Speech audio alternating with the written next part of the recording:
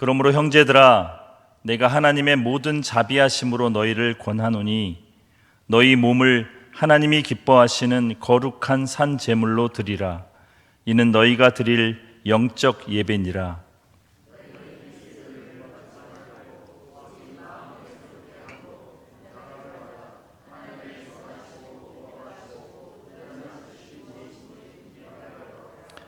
내게 주신 은혜로 말미암아 너희 각 사람에게 말하노니 마땅히 생각할 그 이상의 생각을 품지 말고 오직 하나님께서 각 사람에게 나누어 주신 믿음의 분량대로 지혜롭게 생각하라.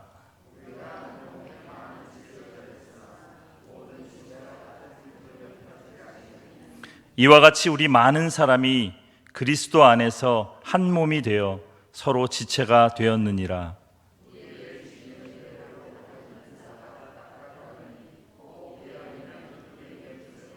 혹 섬기는 일이면 섬기는 일로, 혹 가르치는 자면 가르치는 일로,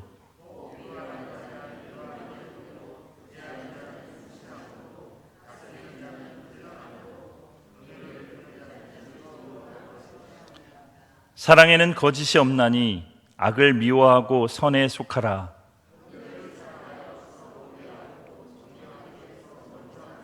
부지런하여 게으르지 말고 열심을 품고 주를 섬기라.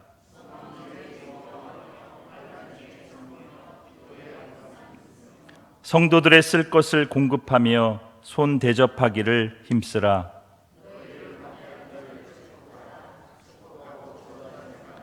즐거워하는 자들과 함께 즐거워하고 우는 자들과 함께 울라.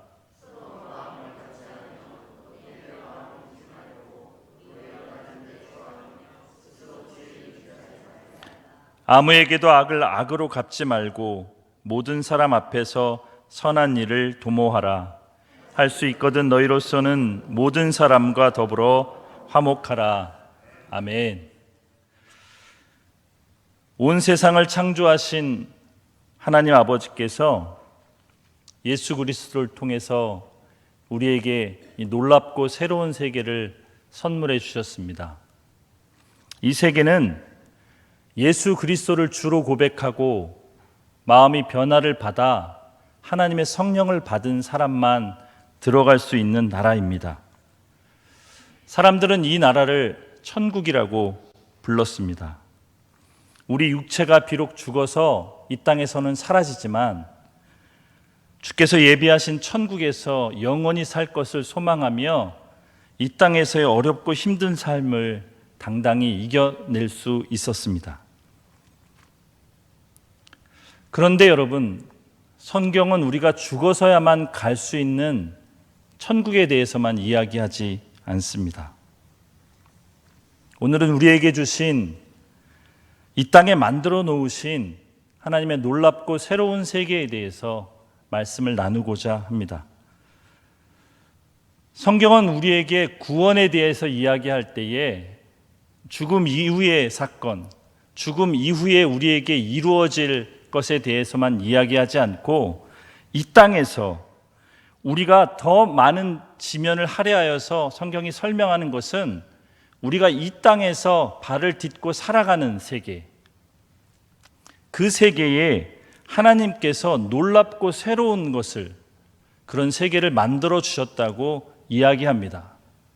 그래서 성경은 계속해서 우리가 이 세계를 어떻게 살아가야 하느냐, 어떤 태도로 살아가야 하느냐, 그것에 대해서 계속해서 말씀하고 있습니다.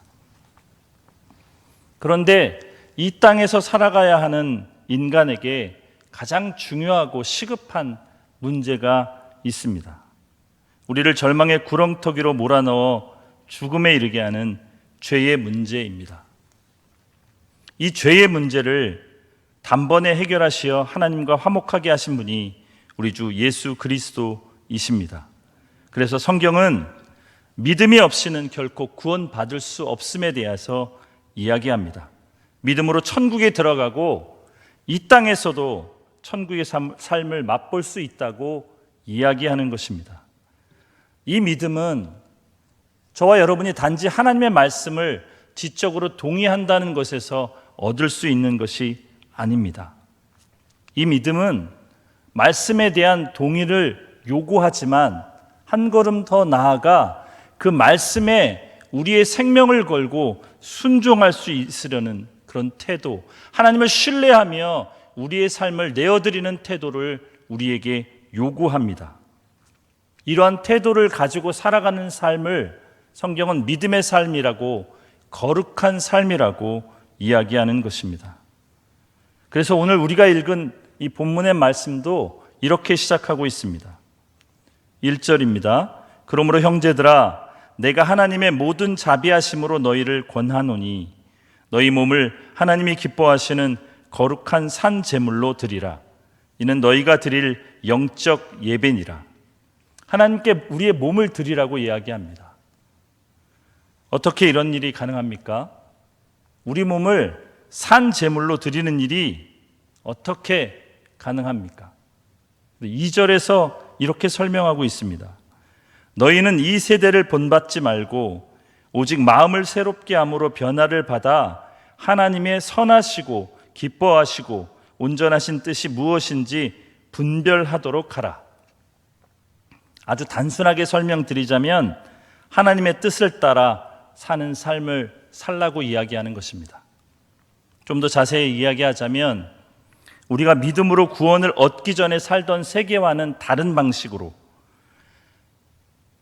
방식으로 살아야만 하는 새로운 세계에 저와 여러분이 살고 있다는 사실을 깨달으라고 이야기하는 것입니다. 이전에 우리가 살던 세계, 우리가 하나님을 제대로 알지 못하고 살던 세상에서는 우리도 이 세상 사람들과 동일하게 살아갔습니다.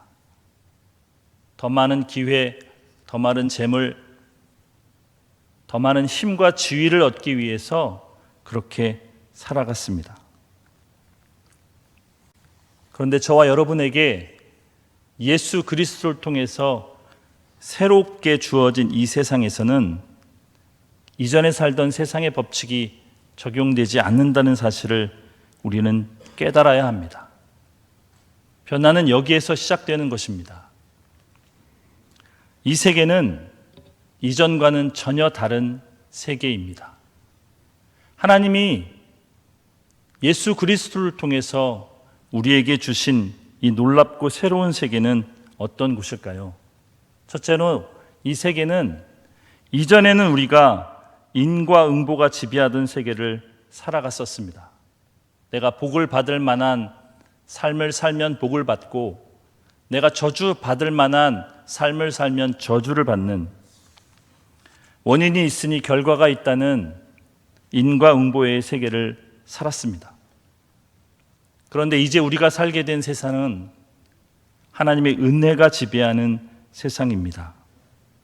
우리가 무엇을 했기 때문에, 우리의 어떠함 때문에 하나님의 사랑과 축복을 받는 것이 아니라 하나님의 은혜 때문에, 하나님의 사랑 때문에, 아니 오히려 우리의 삶이 하나님의 보시기에 부족하고 하나님이 보시기에 잘못되었음에도 불구하고 하나님이 사랑으로 우리를 고쳐가시면서 우리를 사랑하시고 축복하시는 것입니다. 우리는 전혀 그러한 삶을 살지 못했는데 우리의 모습은 그러한 자격이 전혀 없는 것 같은데, 내가 나를 묵상하고 나를 생각하면 이런 하나님의 축복을 받을 수 없는 존재인데 하나님이 주시는 축복과 그 사랑을 받고 살아간다는 것입니다. 그래서 성경은 그 세계를 살아가는 우리가 어떻게 살아가야 되는지에 대해서 14절에 이렇게 이야기합니다. 너희를 박해하는 자를 축복하라. 축복하고 저주하지 말라. 여러분, 우리를 괴롭히는 사람, 우리가 원수라고 생각되어지는 사람, 만나기만 하면 우리의 가슴이 답답해지는 그 사람을 위해서 성경은 오히려 축복하라고 이야기합니다. 그리고 17절에서는 아무에게도 악을 악으로 갚지 말고 모든 사람 앞에서 선한 일을 도모하라고 이야기합니다. 왜 이렇게 말씀하시는 걸까요? 왜 이렇게 우리에게 높은 수준의 삶을 요구하시는 걸까요? 왜냐하면 하나님께서 우리에게 이미 그런 사랑을 주셨기 때문입니다. 하나님이 우리에게 주신 사랑은 우리가 하나님께 원수 되었을 때에 오늘 본문의 말씀처럼 하나님이 보시기에 우리가 너무나 답답하고 저주받을 만하고 심판받을 만하고 하나님의 원수가 되어서 하나님의 가슴을 짓누르던 그때에 주신 사랑이었기 때문입니다. 그래서 그 값없는 사랑을 받은 우리가 이 세상에서 인과응보의 삶을 살아가는 이 비참한 세상에서 하나님의 은혜의 세상이 있음을, 하나님의 놀라운 세계가 있음을 보여주고 살아가기를 원하시기 때문입니다. 그런데 여러분, 여기에 문제가 있습니다. 우리에게 문제가 있습니다. 우리는 그러한 삶을 살아갈 수 있는 힘이 없는 존재라는 사실입니다. 우리는 내가 좋아하는 사람을 좋아하고 싶고 나에게 잘해주는 사람에게 잘하고 싶습니다. 나를 미워하고 나를 저주하고 싶은 사람은 꼴도 보기 싫고 같이 싫어하고 미워하고 싶습니다. 그것이 우리의 본성입니다. 여러분, 여기에 비밀이 있습니다. 우리의 연약함과 우리의 힘으로, 나의 힘으로 아무것도 할 수 없음을 하나님께 인정하고 살아가는 것, 거기서 변화는 계속되는 것입니다. 이 놀라운 하나님의 세계를 살 수 있는 유일한 방법도 우리가 우리를 바라보는 것이 아니라 오직 하나님만 바라보며 하나님을 추구하고 믿음으로 반응하며 살아가는 것 뿐이기 때문입니다. 우리의 연약함을 주님께 아뢰는 것, 나는 그렇게 살 수 없노라고 솔직하게 고백하며 주님의 도우심을 구하는 것, 그것이 우리에게 필요합니다. 그래서 성경은 이렇게 이야기합니다. 11절, 12절 말씀입니다. 부지런하여 게으르지 말고 열심을 품고 주를 섬기라. 소망 중에 즐거워하며 환난 중에 참으며 기도에 항상 힘쓰라. 우리가 주님께 우리의 연약함을 고백하고 도우심을 구하지 않는다면 우리의 비참한 현실과 비참한 모습을 바라보며 절망하지 않고 주를 바라보며 소망 가운데 살아갈 수 있다면 이 놀라운 은혜의 세계가 우리 앞에 펼쳐질 것입니다. 두 번째로 우리에게 주신 하나님의 새로운 세계는 나를 위해 살던 세계에서 우리를 위해, 공동체를 위해 살아가는 세계가 되었습니다. 여러분, 이전에는 우리는 나만 잘 살면 되었습니다. 나만 괜찮으면 다 괜찮았었습니다. 그런데 하나님의 은혜를 받은 우리는 이제 그렇게 살 수 없게 되었습니다. 왜냐하면 우리는 그리스도의 몸이 되었기 때문입니다. 그리스도의 몸은 나 한 사람으로서 구성될 수 없는 몸입니다. 나 혼자만 잘해서 어떻게 할 수 없는 몸입니다. 오늘 본문 말씀은 4절과 5절에서 이렇게 이야기합니다. 우리가 한 몸에 많은 지체를 가졌으나 모든 지체가 같은 기능을 가진 것이 아니니 이와 같이 우리 많은 사람이 그리스도 안에서 한 몸이 되어 서로 지체가 되었느니라. 그러면서 오늘 본문의 말씀은 우리 각 사람들이 그리스도의 몸의 한 부분이 되어서 어떻게 섬길 수 있는지를 이야기합니다. 모든 사람이 동일한 재능이나 훌륭한 은사를 가진 것이 아니기에 자기가 받은 믿음만큼, 자기가 소유한 은사만큼 그것을 가지고 열심히 살아가라는 것, 그리고 그것을 통해서 주님의 몸을 채우라고 말씀하시는 것입니다. 그래서 우리에게 주신 이 하나님의 놀라운 세계는 비교의 세계에서 함께하는 세계로 변화되었다는 사실을 우리는 깨달아야 합니다. 이전의 세상에서는 나와 다른 사람은 비교의 대상이었습니다. 그래서 한 사람이 올라가면 한 사람은 내려가야만 했습니다. 적자 생존의 법칙이 적용되는 세상이었습니다. 능력이 없고 은사가 없고 잘하는 것이 없으면 도태되어야만 하는 세상이었습니다. 그런데 하나님이 주신 이 세상은 함께 살아가야만 하는 세상입니다. 함께 살아가야만 살 수 있는 세계입니다. 나와 다르기에 더욱 귀한 당신이 되었습니다.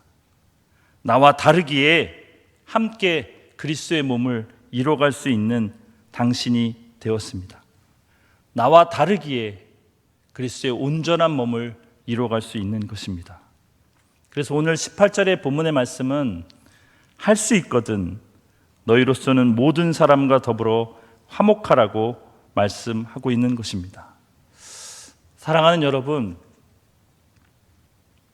우리가 이전에 살던 세상, 우리가 이전 세상에서 살던 경험과 지혜와 지식과 습관이 아직 여전히 저와 여러분에게는 남아 있습니다. 그것을 하나님의 말씀으로 계속해서 새롭게 변화시켜 가는 것, 계속해서 새롭게 깨달으며 그 하나님의 세계에 살아가려고 애쓰고 힘쓰는 것이 우리에게 주어진 과제입니다.